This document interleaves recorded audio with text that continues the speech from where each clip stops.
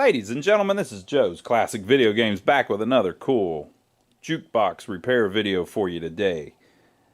We bought this box several years ago locally here in beautiful Rock Hill, South Carolina from some people that were selling it.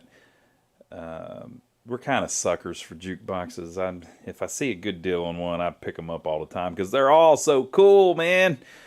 But usually they're broke too. So this one's broke and we're going to fix it. I've had people tell me that I shouldn't say broke. I should say broken. I think it's broke. When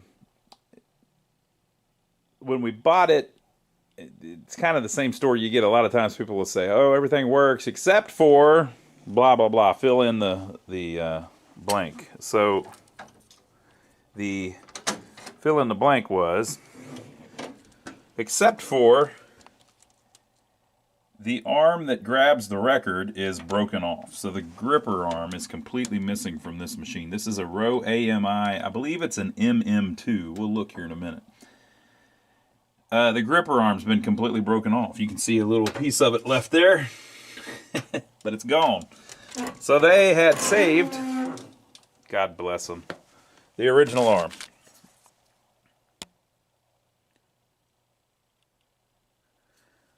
Right?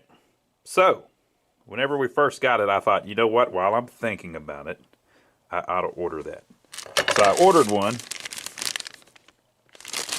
but I ordered the wrong part. It's slightly different. It looks like it's the same.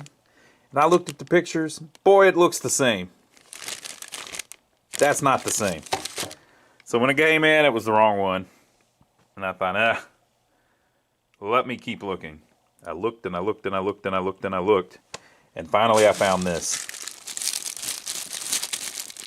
What appears to be the exact arm. This is a used one. That's fine. So we're going to try to swap this in. That's what this video is going to detail. But let's check this thing out a little bit. Let's see what model it is. Let me slide it out just a little bit so we can look at the plate on the back and see what model this is. It is a model JBM. Okay, and of course 115 volts because it's here in the United States, 60 hertz, 330 watt amp, I suppose. Amplifier inside of it, I mean, not amp, like amps. So it's in pretty decent shape. It's a good looking little box. It has these speakers kind of built into the side, which is cool. It's also missing the coin door. That's pretty common. And it says, warning, this machine is protected by burglar alarm. If you burgle this machine, an alarm will go off. The chrome is not in the greatest shape. So we'll have to do something about that. But that's okay. And I'll show you the records that they originally had in here, but they kept all their records. Now the people that had it, your host, John and Sue, presents, blah, blah, blah. That was the thing they were doing for a while where you could put the name of the location on the machine. I've seen pinball machines like that. There were some of the Williams pinball machines from about, I think it was late 60s. Had a little spot in the back where you could put the name of the location on the machine. Okay, but it's in fairly decent shape. Some of that chrome needs a little work. This isn't one I would be interested in restoring to make look brand new, but I definitely want to make it look nice and clean and presentable and attractive. So we may end up painting that. We'll have to decide. I'll see what Joe feels like doing.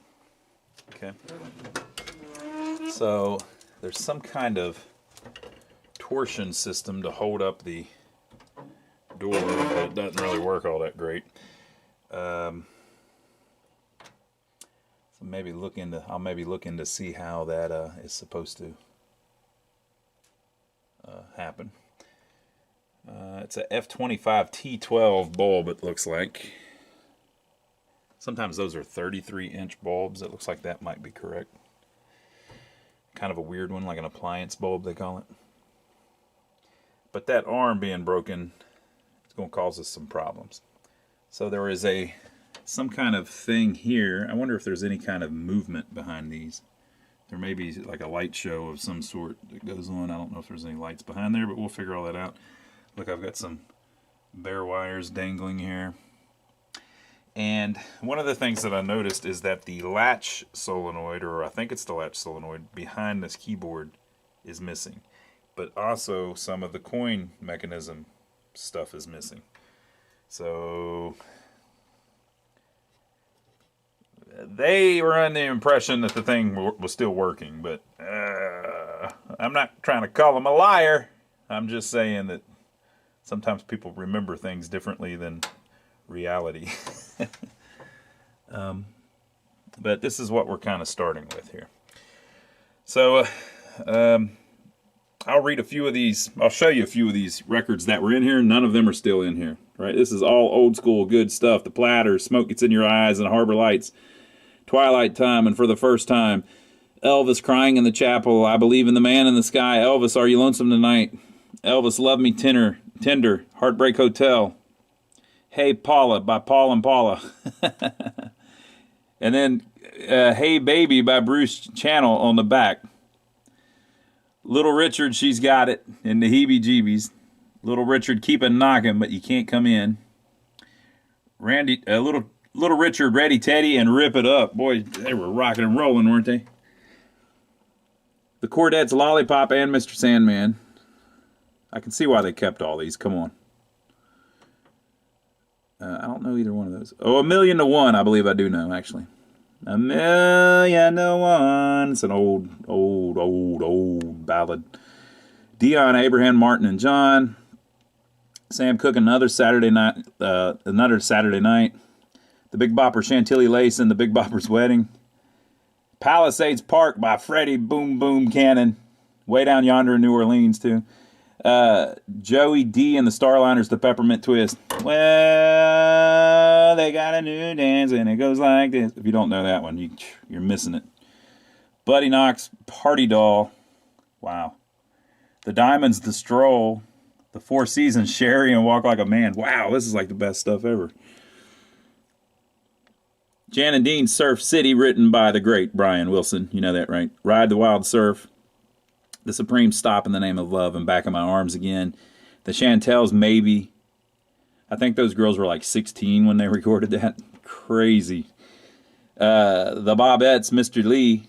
There was a place, we're here on Caldwell Street in Rock Hill. There was a place 3 or 4 doors down. I found an old picture from the 80s. It was called Mr. Lee's, and it was like a little restaurant. Dion, A Lonely Teenager. The Five Satins in the Still of the Night. The Fifth Dimension, One Less Bell to Answer. Sam Cooke, Only 16. The Beach Boys, California Girls, and Let 'Em Run Wild. Do You Want to Dance, McFadden and Whitehead, and Ain't No Stopping Us Now. That's a good one.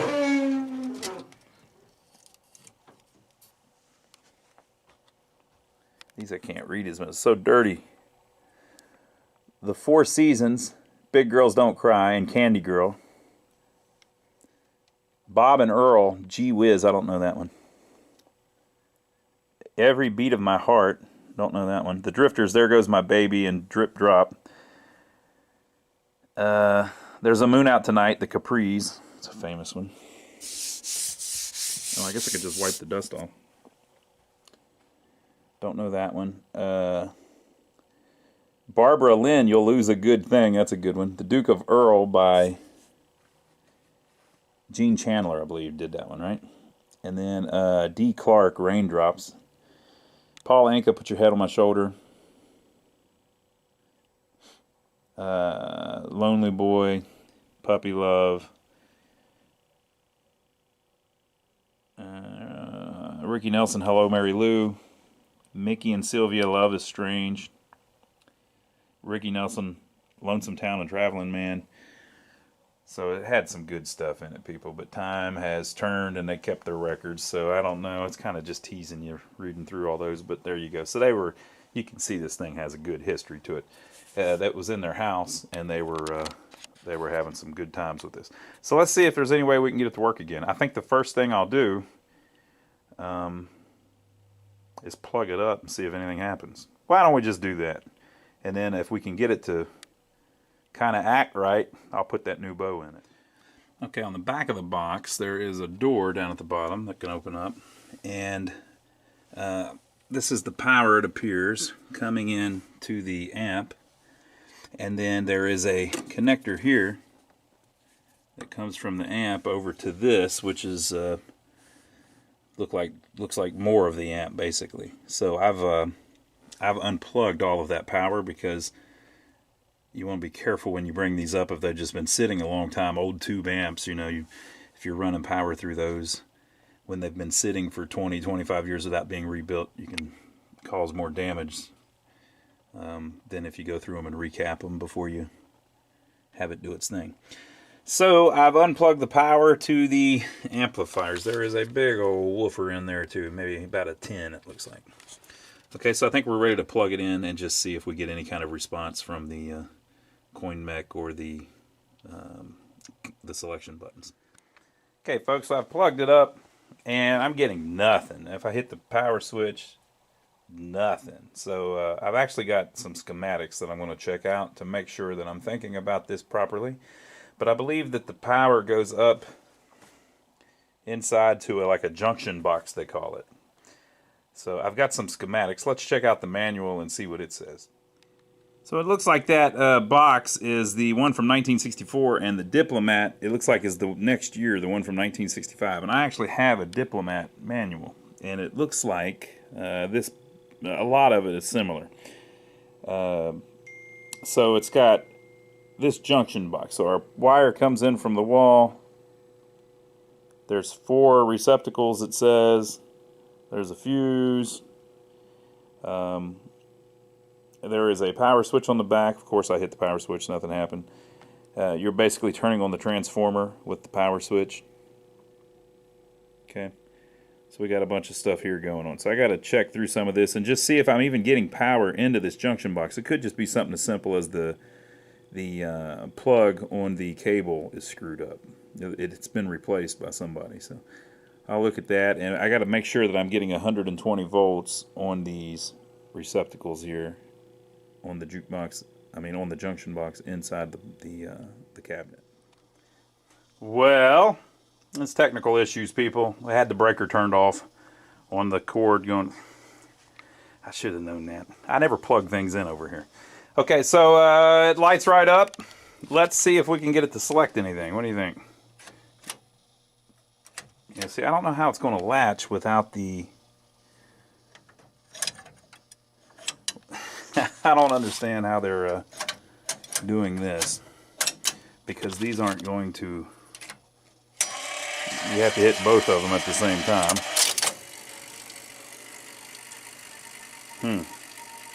I guess you walk up and you hold both buttons down, and I think I hit R1 or something like that.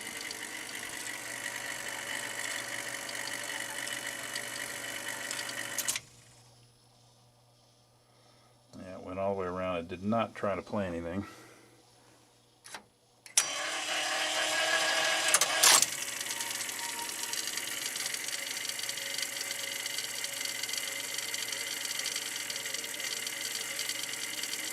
This is not the ideal setup without that latch coil in there.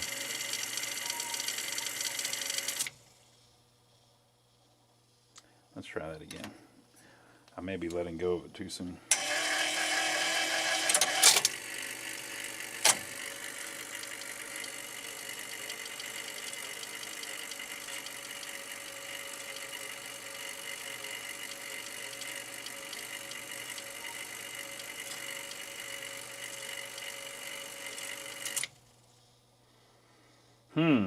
That's not working as it should. Let's look into that. Okay, so if I hold a letter and a number down, it won't lock in place because the coil is missing. Right?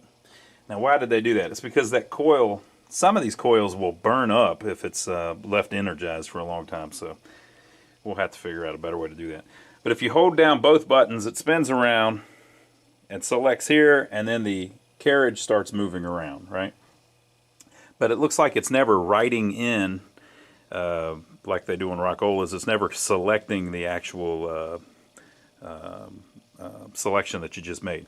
However, you can see there's a little pin bank here on the side. See those little pins?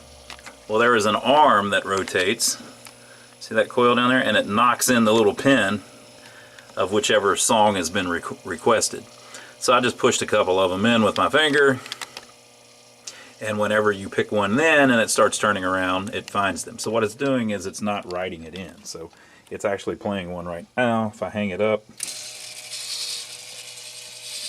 it thinks it's hanging it up, but the arm is broke and missing. It'll move to the next one, which is the little pin that I pushed out. It thinks it's laying it down. It's trying to play it. Remember, we've got the amp disconnected.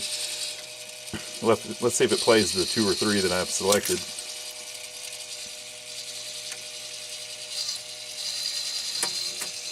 It's trying to play the next selection. Hanging it up. On to our next one. It should eventually run out of stuff that I pushed in. There it goes. Now let's see if it was able to reset those pins that we were just looking at. It was. See how they've all been pushed back out? So our read out is working. Once the pin is selected, it will make it happen. But the pins are not being selected, so the write in is not working. It's not able to tell that encoder disk or whatever that's called on our Rowe which song has been selected. So that could be a problem with dirty contacts on the keyboard. It could be a dirty connection. It could be a problem with the coil on the right in side. So we'll have to figure all of that out. That's next. Okay, so I'm going to show you how you can use the manuals to figure out how to fix these with the manuals. Now, if you don't have the manuals, bite the bullet and get the manual. It's going to help you immensely. I like to save money. I don't want to buy the manual. That's why I'm using the one for the year after it. Right? I understand. You don't want to pay for the freaking manuals. I get it. But you're shooting yourself in the foot. I don't sell the manuals. I'm not going to make any money off of it. I'm just giving you a word to the wise. Buy the freaking manual. Okay? And here's one of the reasons why. Now, this is an AMI. I usually work on rock-olas, but I like all of them, so I'm decided to start messing with a couple of my AMIs that I have. I've got about 30 jukeboxes. Maybe more than that. I don't know. If I see them cheap and they're cool, I get them. Why not? I got the room to store them. I store them. Right? But most of your manuals have these cycle of operation parts in here. So what is that? They show you exactly what happens the whole way through. Look at that. Somebody was doing something. So it tells you how the thing actually works. So here's what you do. You see what's not working on yours, and then you follow through the manual by reading the manual to the point where yours isn't working.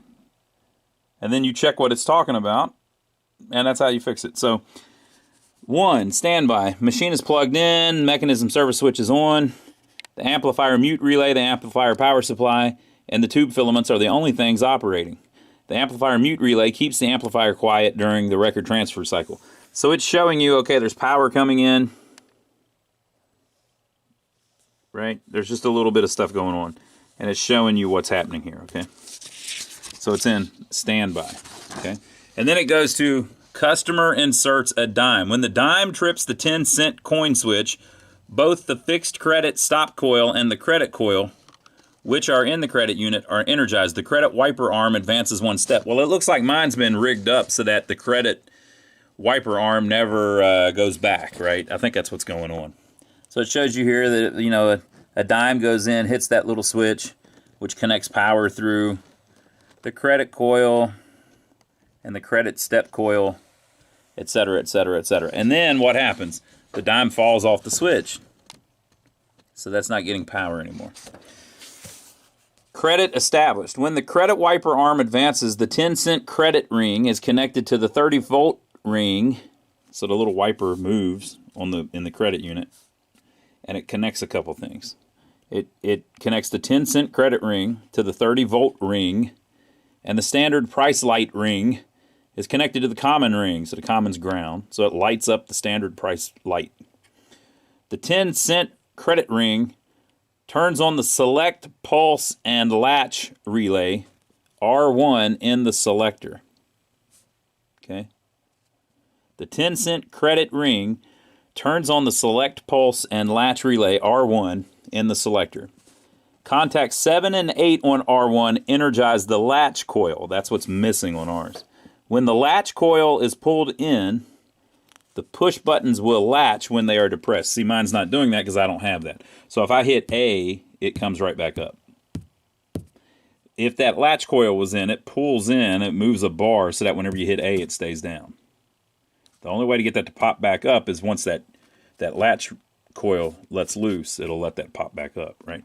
So you hit A, and then you hit 1, and they stay down, and it starts doing its thing, and whenever it gets done, the latch coil pulls back out, and it resets both of those buttons. Well, mine can't do that because I don't have the latch coil.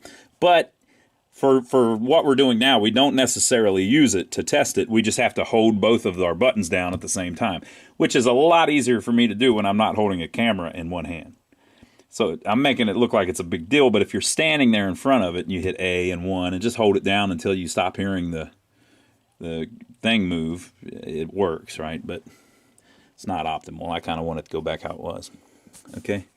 When the latch coil is pulled in, the push buttons will latch when they are depressed. Contacts 1 and 2 on R1 are in the select coil circuit and must be closed before a pin can be selected. Oh, wait a minute. Wait a minute, what is that? What is that? Contacts 1 and 2 on relay 1 are in the select coil circuit and must be closed before a pin can be selected. Right, so it's showing you how the voltage travels, right? And so you see here that it's turning on the latch coil, power's running through the latch coil. Right, and how is it getting that? The mechanism service switch has to be in the on position to throw the 30 volts to it. Mine is on the on position. Okay, and then let's see what else we got. Here's the R1 relay. Right. Select, pulse, and latch relay. So that's R1 there. Okay, so where is R1 in the actual machine? Well, again, this is the wrong setup, but it's similar. So this is the keyboard. We're looking at it from the back, so you're standing up here on the front of the machine. And this one's slightly different because it's the next year, but right here is the big latch relay that we're missing, right? And then over on this side, there's 2 little relays, and then there's a big connector. So this is the left side of the machine, and then there's 2 relays. So this one, number 17, is our select, pulse, and latch relay. So what I need to do is make sure that that is in, because without that in, contacts 1 and 2 on R1 are in the select coil circuit and must be closed before a pin can be selected. Okay, so that has to be pulled in. Let's go see if that's pulled in. So the latch relay is missing over here. Here's the R1 relay. And if you look, if you're not familiar with these because you haven't messed with pinball machines, maybe you're just trying to fix yours, you know, and you're not really all that familiar with pinball machines, you may have not messed with these relays much. But this relay is open. It hasn't pulled in. And this relay, in fact, is pulled in. So energy is running through that, electricity is running through that, and it has pulled that bar down, which is disconnected switches and connected other switches. Okay. And so it's kind of stuck down. This one is not. If I hit this one, it's actually making the arm in there move. Okay, so here's what I'm going to do. I'm going to turn the machine off, and then I'm going to clean the contacts on that R1 relay, because they said that a couple of those are used to knock our little pin down that we need to knock down for the record to be selected. That's not happening, so it could be dirty contacts. These things get filthy. So you can use like a business card to go through there. I use a little tiny file that's not like really aggressive because you don't want to eat up the contacts. You just want to clean them. Just something to clean those little metal rivets at the end of the switch blades. So I'm going to clean that, but do it with the power off. There's a bunch of voltage running through this. It'll shock the beep out of you, so be very careful. Okay, so that part is working. So let's move along. Customer makes a selection. For example, he pushed buttons V and 8. I've been pushing buttons V and 1. Push button switch V makes a connection to segment UV on the search unit commutator, the inside circuit, and push button switch 8 makes a connection to segment 8. In addition, the V push button opens the circuit to the outside row select coil and closes the circuit to the inside row select coil. Also, push buttons 8 and V close the circuit to operate the start relay. Now, this sounds all so confusing. This is where you're going to get lost. But if you think about it, it's really not all that complicated. So I'm going to show you why, okay? So you push in 2 buttons. Now, they have it drawn here on the schematic, right? So the first thing we hit is the V. So when we push in the V, it makes a couple different things happen.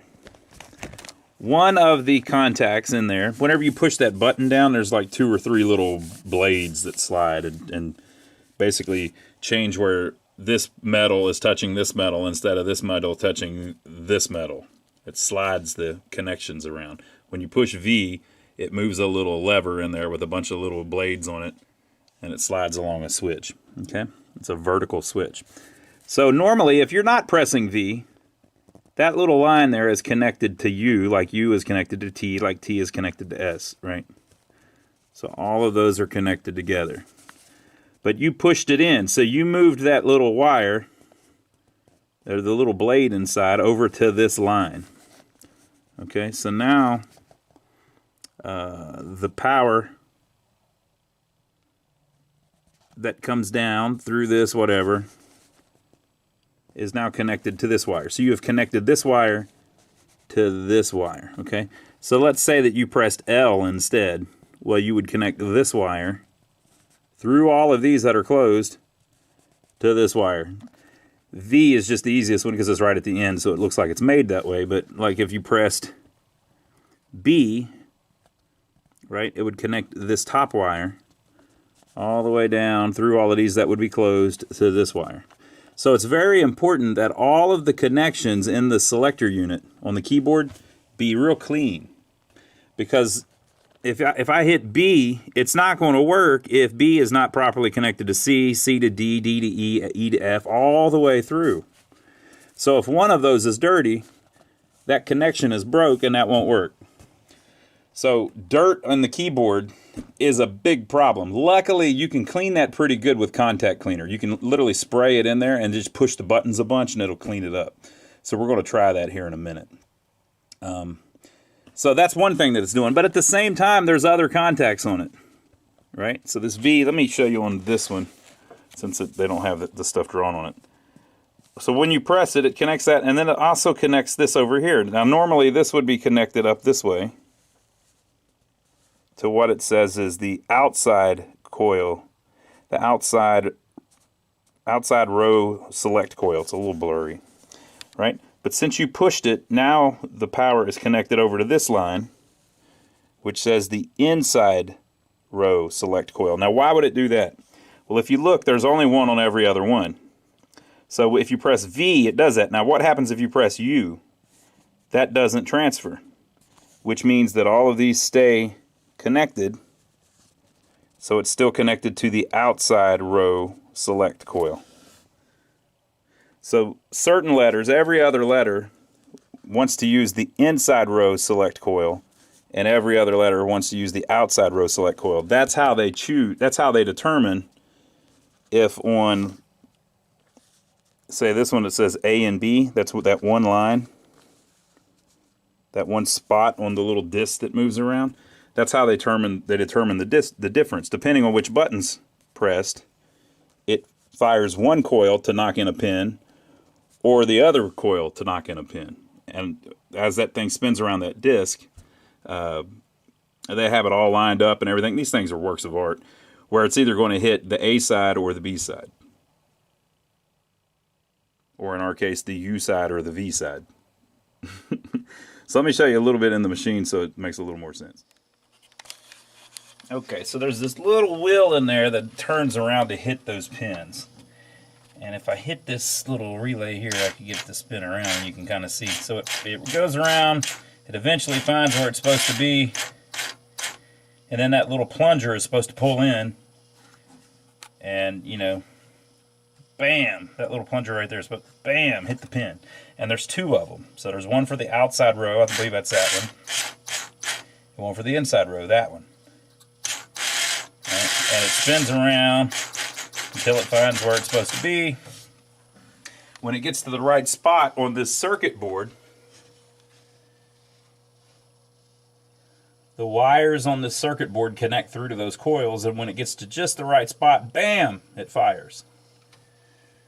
So it just depends on which button you've got pressed. So if you've got this button pressed and this number pressed, there's actually a letter on the back. So there's a letter on the back and a number on the front. And whenever it lines up to whichever two you've got pressed, it stops right there because it connects power to the coil that stops it, whichever one it is. And then the power connects through the contacts, through these little blades, and bam, fires that little coil. So ours is doing all of that, but it's not firing the little coil. Right? So the way it connects like that is through all of these buttons and letters on the keyboard. So these are the numbers over here, and these are the letters over here. So on this particular one, and you can look it up on yours and figure it out, but on this particular one, those two little lines we were just looking at that controls if it's the inside coil or the outside coil is this row here and this row here. So whenever you press the switch, see the little blade thing moving in there? It's changing what's connected, right? So it's maybe these two are connected and then you push it and now these two are connected. And then these two are connected and you push it and now it's not connected. And then this one's connected and you push it and now these two are connected. Or something, right? So there's one for each button. Let me see if you can look up in there. I'm not taking the thing out unless I have to. I don't know if you can see it.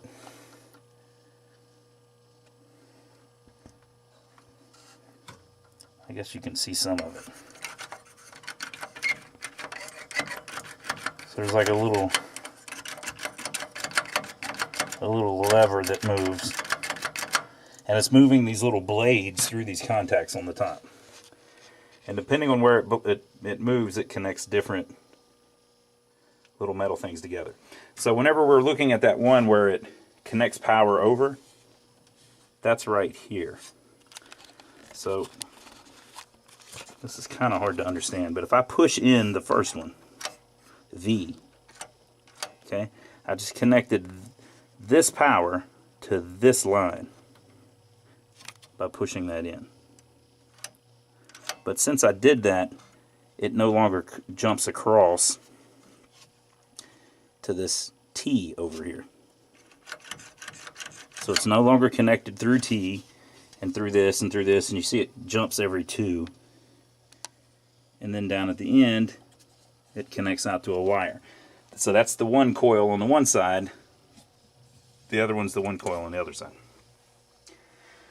So I know it's confusing, but everything just needs to be clean. You got to make it where all of those switches are connecting. Okay. Now the way I do it, the best way to do it, take the whole thing apart and clean it. Most of you aren't going to do that. So you can try spraying some cleaner on it. Looks like I bought this stuff at Ace Hardware for $7.49, right? You want stuff that leaves no residue. Electronic equipment. Plastic safe, right? Cleans and protects sensitive electronic equipment. You want something just for electronics. QD formula just means that it dries pretty quick, so you don't have to sit around waiting on it. Okay, now go get you some of that stuff. If you don't want to go to the store because you're lazy or because you're too busy working on your jukebox, I understand.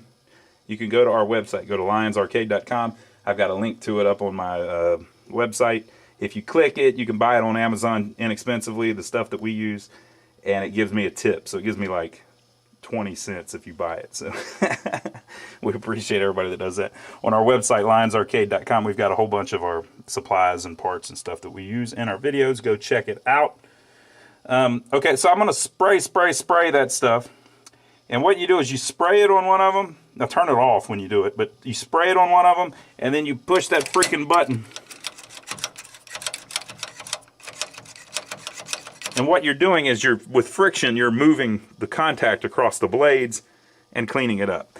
Now when that's done, the way you can test to see if it worked is you can check continuity. So this one that has the little short jumpers, that's that one we were just looking at, where if this one breaks, this is no longer connected to here, right? It connects at every other switch. So if that's clean, power should be connecting between all of this, right? So you can check it with a multimeter.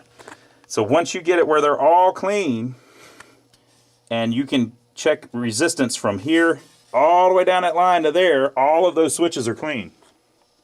And you can check it a little along the way until you figure out which one's not clean. Oh, another thing. On this particular model, there are two little switches here. One of these is for the 50-cent bonus relay. It goes right there in that socket. If you put a relay in there, it makes it where you have to pay 50 cents to get a selection. Okay. If that switch is up, the label's missing. If that switch is up, it routes it through that relay, which means you can't make any, you can't put any credits on the machine because the relay's not in there. So if the relay's missing, you're in trouble. This other one is to hook up a wall box. I believe the wall box plugs in right there, or parts of it do. Right, so a wall box is another little selector that could sit on a table, you know, at the candy shop or whatever. Y'all know, you were there. More of you were there than I was. But if it's turned on, you can't select anything either because of because the wall box isn't plugged in. So that has to be turned off if your wall box isn't plugged in. And this is on an AMI. They're probably different on every single manufacturer, but you get the gist of it. A minute ago that was turned on, but then I tried to make a selection and it still didn't work. But I started looking and we're not having a good connection on all of this stuff. So I'm going to spray all these down and then I'll check them with a multimeter, and whenever I think I've got it ready, we'll try it again. Okay folks, I sprayed them all down. Now, if you watch, I can hit this, and this little, that's the read in. So that one is going to spin around. And we're hoping that it knocks down one of the pins, right? I've got one selected that is in this area so you can see it, okay? And then back here is the read out. See if we can see that too. Yeah, so see how that spins around and finds the record, okay?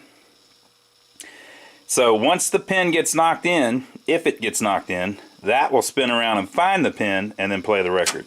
So, and it'll find the pin that's knocked in. So if we knock in a pin here, you'll see it go for the other side too.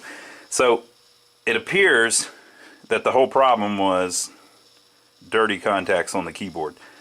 After I sprayed them down, I checked it with a multimeter, and as it jumped through each switch, there was a little bit of resistance. There was like 7 to 8 ohms of resistance from one end to the other. And remember, if you hit V, the last number, it only has to jump through one switch to do that, the V switch. If you hit A, it's all the way at the other end.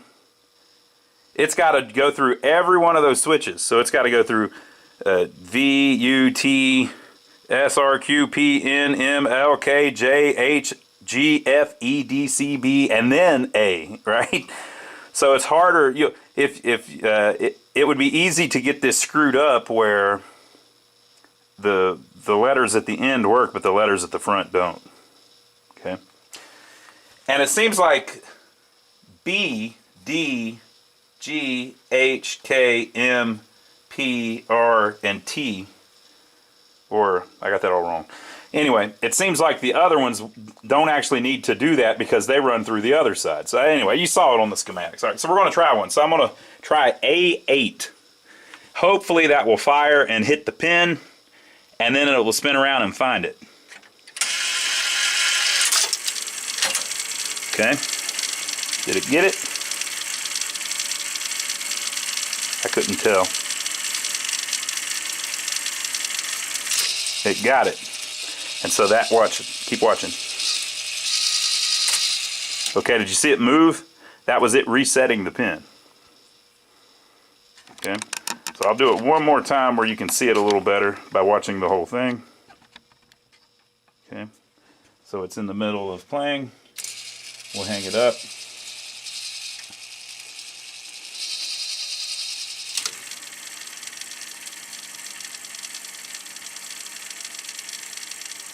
Now I kind of need to try, like I said, A and B, it kind of does it odd and even. Let's try B8 and see if that works, or B7, just to make it random. Let's just get crazy with it. B7. It may not landed where you could see it fire. Let's see if that got anything.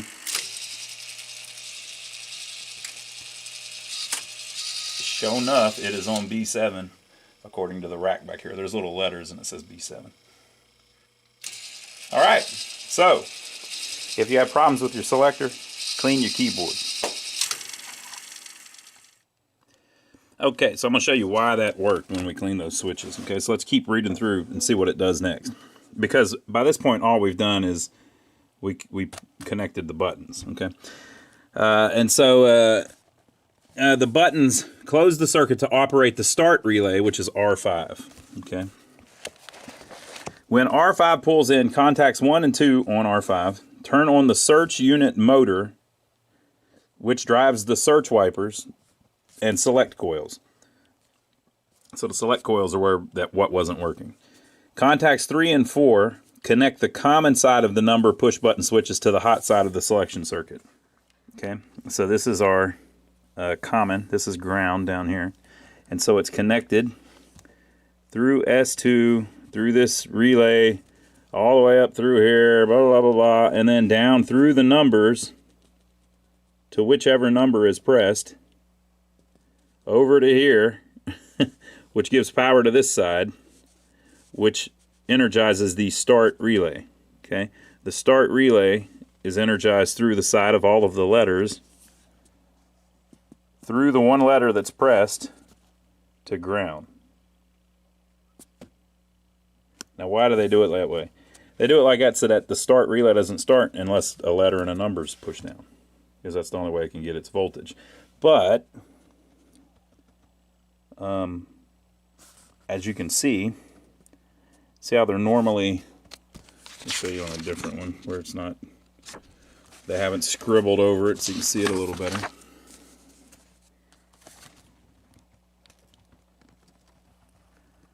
See how they all have to be connected to each other for the power to go through. Well, if one of those is dirty, the power doesn't go through and it doesn't work. So if one of those connections was bad, your search wouldn't work, right? What do they call it? The search unit, right? Where are we?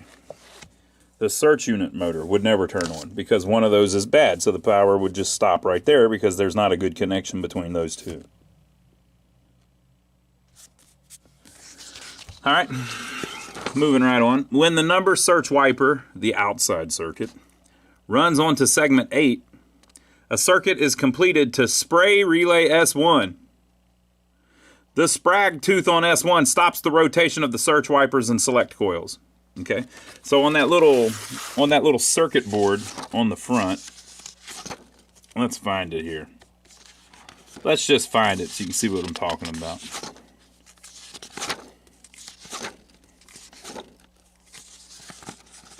Here we go.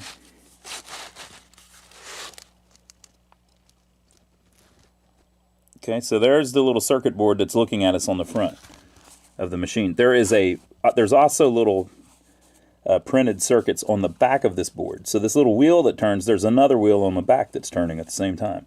And then that is what's turning the arm with the 2 cancel coils on it. Which of course they don't show here.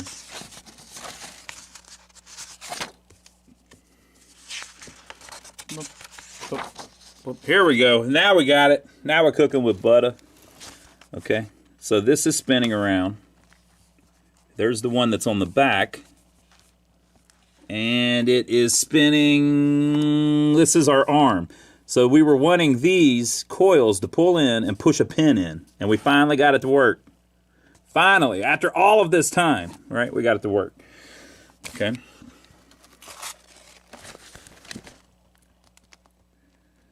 When the outside circuit, so they mean the outside circuit board, the one you can see, runs on to segment 8, a circuit is completed to spray relay S1.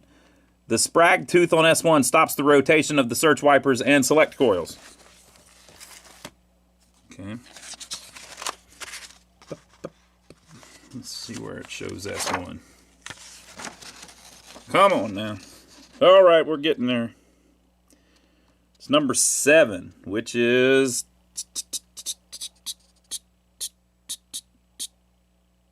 bam. So there is a coil. So this little arm has a little lever here. And whenever this pulls down, whenever the coil turns on, it pulls this down. It pushes these two little blades up against some terminals. But this part falls down in a little, like a bracket so that it can't move anymore. Now, why do they do that?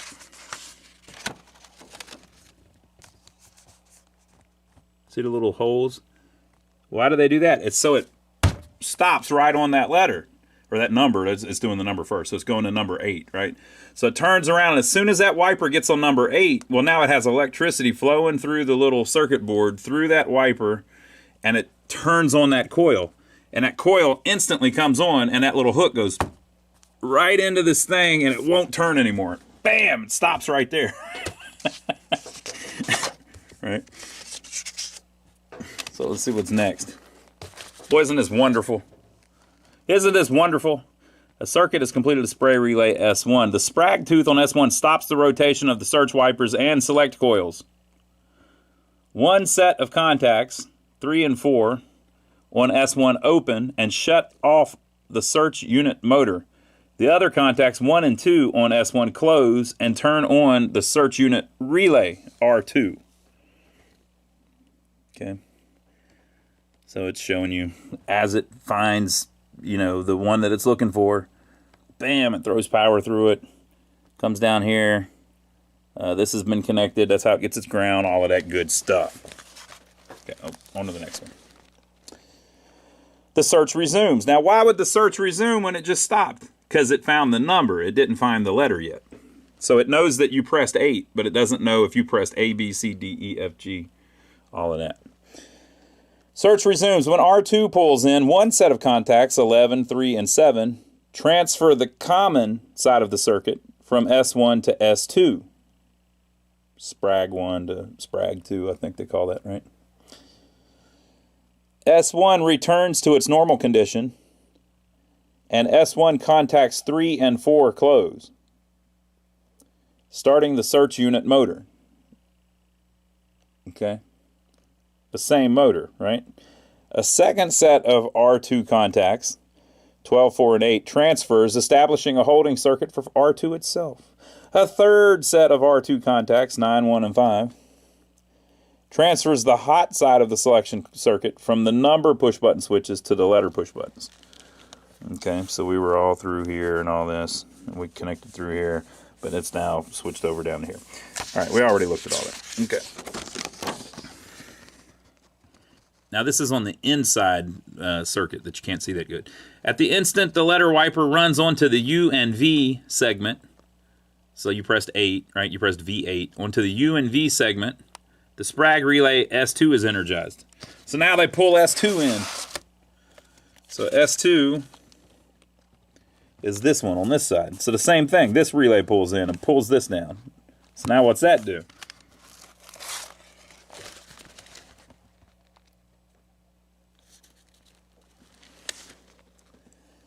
Selection is registered, credit is removed, and record changer scan control is operated. Sprag relay S2 pulls in and locks the search wipers and select coils in place with the select coils aligned with the pins representing selection U8 and V8. Here we are. We've made it to U8 and V8, right? So their U8 is on this side and V8 is on this side. So one coil is over V8 and one coil is over U8. Now if it turns just a little bit, now it might be it's over A1 and B1 or whatever, right? So as that turns, it's constantly over 2 pins. Which shall it be? What will determine which one it is? One set of S2 contacts, number 1 and 2, open and shut off the search motor. Okay, so since that opened, bam, the power's killed immediately, so it can't keep moving because you want those coils to stay right where they're at. Now all of this was working just fine, right? You saw it doing it. A second set of S2 contacts, number 6 and number 7, close and set up a holding circuit for S2 itself. So basically it holds itself on through that, right? A third set of S2 contacts, 3, 4, and 5, transfer, which shuts off relay R1 and energizes the scan coil in the record changer, the credit cancel coil, and the credit cancel stop coil in the credit unit, the inside row select coil, and the total play counter. So this is what didn't work for ours. Our inside row select coil didn't work. Now, if it picks the inside row one, it's going to make it a U. If it picks the outside one, it's going to make it a V. Okay, now how do we know that? Or I got that backwards, I think. Yeah. Okay, so like we were saying earlier, if V is pressed, the ground connects through here, and grounds the inside coin or coil select. Inside, I can't read that. Inside row select coil, the inside select row coil. So what if you didn't hit V, you hit U, which is the other side of the same record, right? So there's 45s, there's an A and a B side. So you didn't hit V, you hit U. Well, nothing changed over here. So V is still connected because you didn't hit it, and U doesn't. U doesn't do anything. So the ground then connects through all of these switches and turns on the outside row select coil. So that's what picks which one of those coils fires, and ultimately if the A or the B side's fired. So does it pick U8 or V8? Since we were pitching V8, it was supposed to do V8, but it wouldn't work no matter what I pressed. So since it wouldn't work no matter what I pressed, it very well could be this switch on V, you know, or it could be either of these switches, right? But if either of these switches was dirty and not working, none of this other stuff that it powers up would work, like the scan coil. So the scan coil ultimately is responsible for making the motor scan, the basket move. So it was reading in, and the only thing that wasn't happening was it wasn't firing either one of these little coils, but everything else was working. After that, it would scan around looking to see if anything had been tripped, because that had been tripped because all of this was working fine. So the ground was coming through here to here and making everything work. But if any of these switches on this side are dirty, on that what we just sprayed and cleaned up, then the ground wouldn't get through all of them to turn on the outside row select coil. Since we were using V, if this particular switch here, this one little contact was dirty, then ground wouldn't get through to here to make it work. So if you hit F, right, then ground has to get all the way through all of these connections, and then through the connection on F to here to ground the coil. So no matter what we did, we didn't get any grounded. The coils would never fire because the ground was not making it through all of these connections. Once we got all of those connections cleaned, where everything is clean when it's touching so that electricity can pass through, then we're good. Now you kind of need to go through and check each one though to make sure that everything plays. And if you get one that doesn't, you need to look at the contacts on that particular button. But basically that was our main problem. So we still got tons of stuff left to work on it though. But if you have a problem with the right end, so the right end is when it's selecting that pin. That's where you want to look to see if your problem is on the right in or the read out. You can test it by just pushing one of the pins in yourself and then making another selection. And if it gets through and then it tries to select something and then the readout starts, it'll find that pin that you pressed once it starts moving. Okay, and so you can test to see if you've got a problem on the right in or the read out. And so ours was on the right end, but it was at the very last stage of it. The only thing that wasn't happening was the coil firing. Now, I want to make another point. I know this video has been going on forever. Another point. People always replace parts that do not need replaced. So I'll bet some of you thought the coil's bad. They usually don't go bad on stuff like that. Now, the latch coil probably went bad because they had it energized the whole time, but we'll talk about that in a later video. But if a coil is not firing, it's hardly ever the coil. It's usually the power going to the coil, right? So our ground wasn't getting through. That was the problem. Both of these coils are working fine and firing fine once we got the power to them. Literally, the problem was a bad connection. 90% of your problems on an arcade game, a pinball machine, a jukebox are going to be a bad connection. It's just finding the bad connection. So that's why, like, whenever I do pinball machines, I clean every switch. I'm making sure there's no bad connections, right? It doesn't cost anything, just costs you a little time, like this video did. So we appreciate you watching us so far. We've got it selecting now. We still have to do the bow. We still have to rebuild the amplifier. We still have to, there's a million other little minor things we're going to have to do. We got to see what we should do about that latch relay. There's a little flap on the thing that identifies what record you're on that's missing. I might make one or something. I don't know. We gotta work on, of course, prettying it up, do the cosmetic stuff, putting the records in it. We have to make that chrome that's all screwed up look a little better. So we still got plenty of stuff to do. So we'll do some other videos on it. People love these jukebox videos because everybody has the ability to find one inexpensively. They're all over the place, and nobody really works on them.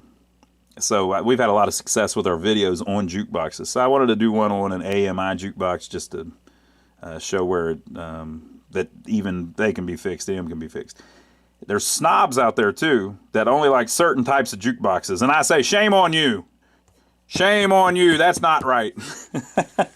I like the AMIs. I also like the rock-olas. I love the Wurlitzers. Boy, those Seabergs are nice. Let me tell you. So get you a jukebox and start working on it. But if you do, the secret is make sure you fix all the bad connections and get the manual. It'll help you a lot. So we appreciate everybody watching. Make sure to give us a thumbs up for taking the trouble to film it for you. I hope you enjoyed it. I'll enjoy working on this some more tomorrow to try to get it a little further along, and we'll film another video. Whenever I upload these, usually I have the other videos ready to go. So if you're seeing this one, we've probably already got it all fixed and doing its thing. But we'll see you on the next one. I hope that helps you with your machine. It's not just on AMIs. That's specific AMI stuff. But if you've got another jukebox, the theory is the same. The rock-olas work very similar. They were all a little bit different because they were suing the hell out of each other over patent reasons. They copyrighted and patented stuff and then sued each other for copying their patent. But they're all worth saving. I could tell you my least favorite era of jukebox, but I won't get into all of that. But most of them are made to be fairly reliable, because they had to be on location, turned on 24 hours a day, 365 days a year, with people playing them constantly. And if they didn't work that good, the operators would complain. So they made most of them pretty reliable. So if you find one and it's inexpensive, you can probably fix it, especially these old ones like this that don't have circuit boards in them. It's all mechanical. You've got relays and switches and little motors and stuff like that. They can be fixed. And there's tons and tons of used parts out there all over eBay. Just go search for your model number and a couple model numbers before and after that, and you'll find tons of parts for whatever you're missing on yours or whatever you need. So I hope you enjoyed it. Leave your comments down below and let us know what you think. And by the way, people, before I leave, don't forget to check out my brother Donnie.